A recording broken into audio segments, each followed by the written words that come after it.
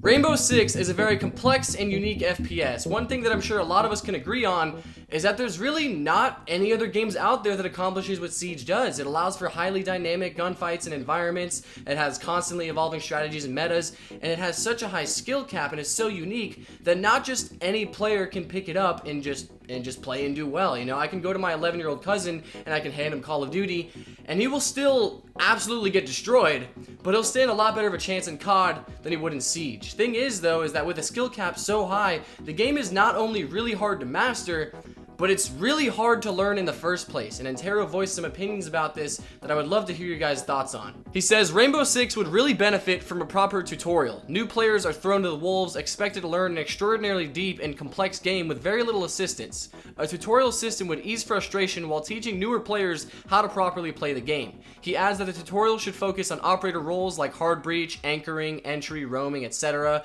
map knowledge, and site setup like where to reinforce and how to rotate, and proper droning. He says to put in a few missions based off of these categories and we'd be good. And I think Interro covered most of the stuff you actually need to learn. I guess maybe the only thing I could think to add is maybe like specific operator tutorials so you know exactly what an operator's role is and just everything that's possible with that operator. Though maybe it'd be better to just leave those out and let those players learn and discover things in their own way. I don't know.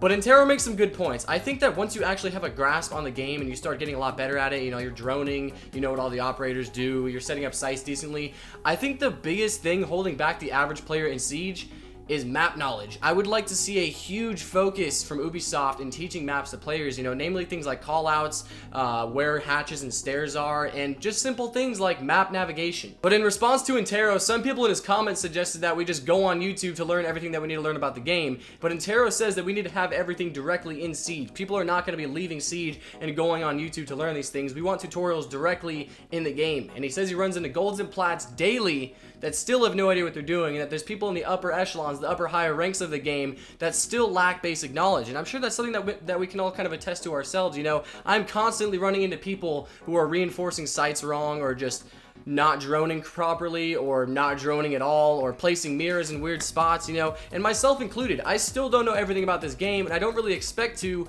unless I look up this huge comprehensive guide on YouTube, but Interro says that I should not have to do that. So I'm here to ask you guys, does Rainbow Six need better actual tutorials? Because my initial answer is yes. You know, I feel like I would have appreciated the heck out of them when I first started the game, and I've tried showing this game to friends and playing with friends who have no idea what they're doing to start, so they lose motivation. But I wonder, you know, maybe that would be different if there were tutorials and there were something to teach them. You know, I know a lot of you viewers out there are a lot better at Siege than the average player, or at least know more about it than the average player.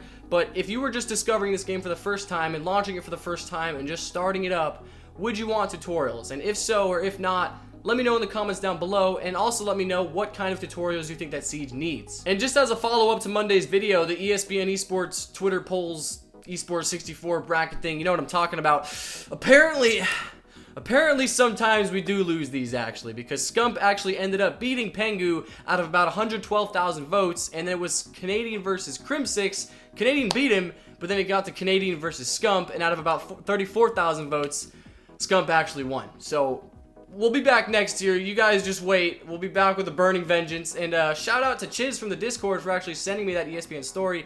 Much appreciated, man. But I'm going to see myself out here. Thank you all so much for watching. I hope you enjoyed. I'll see you all very soon. Take it easy. Have a wonderful day. Bye-bye, everyone.